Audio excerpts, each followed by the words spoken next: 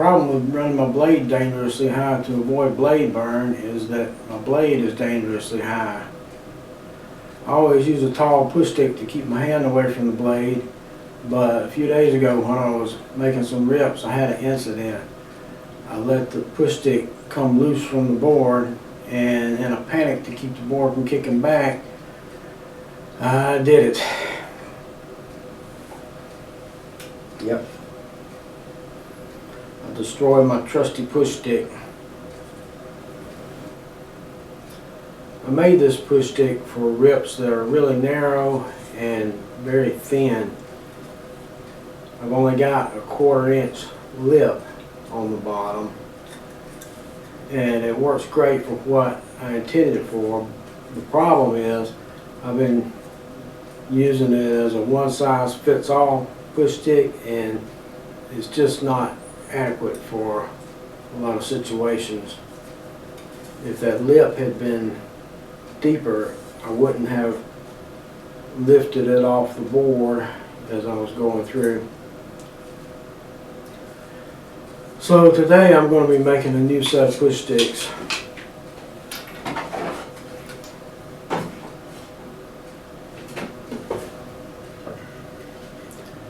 I made this push stick a while back.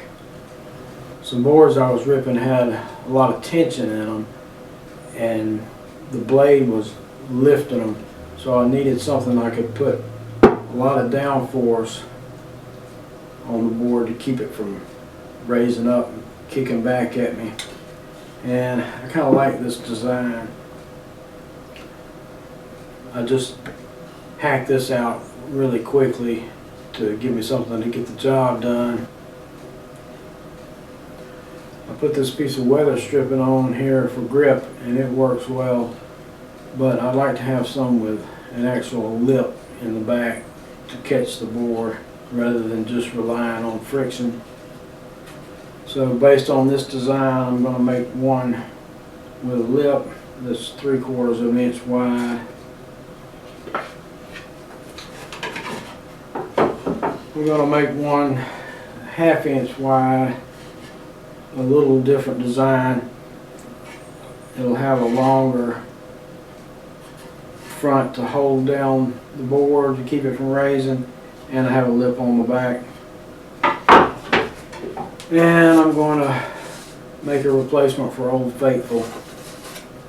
I'm going to make the front longer on this too, because as much as I like this one, sometimes this is not enough length to keep the board from lifting up. I'm also going to drill holes in the handles so I can hang them up and keep track of them instead of having to search all over the shop to see where I have laid this thing down. Maybe that'll work, maybe it won't. I'm going to make the straight cuts on the table saw, and then I'll finish up on the bandsaw. And we got maybe 3 or 4 partial cuts that I can do on the table saw.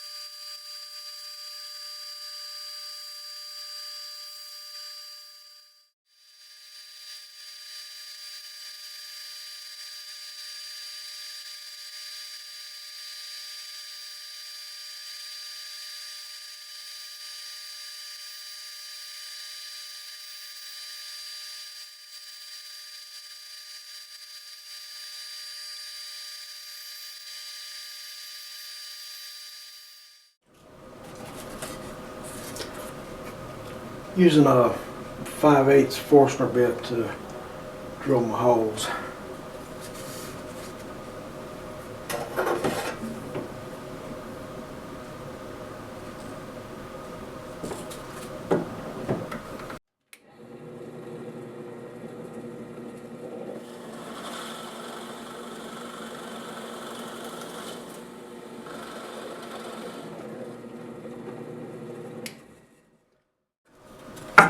I like how clean the holes come out with a Forstner bit as opposed to a twist drill bit.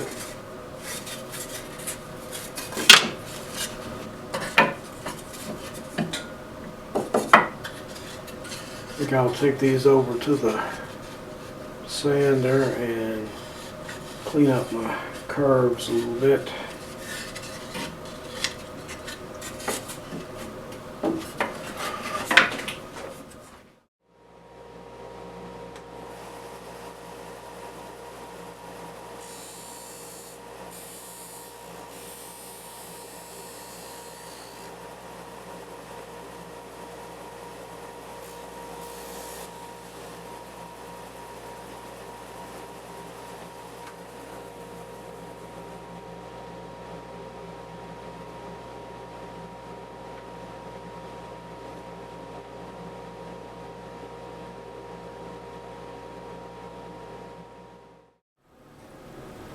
Well, for now, I'm going to hang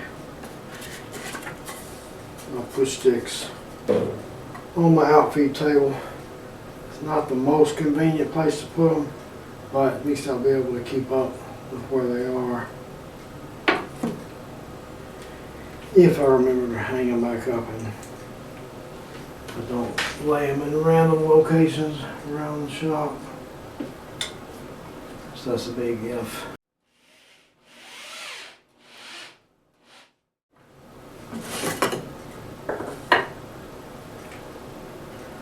Put one over here and the other three on the other side.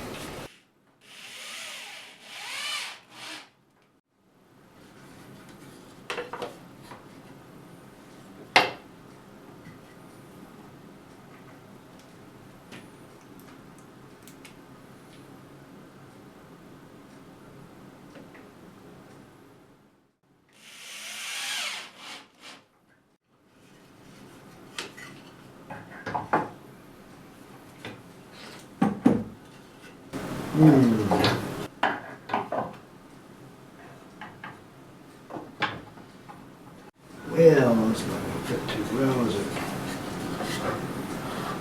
Yeah, maybe I'll put one in there.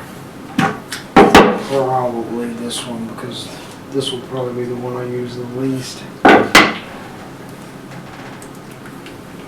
in the middle here.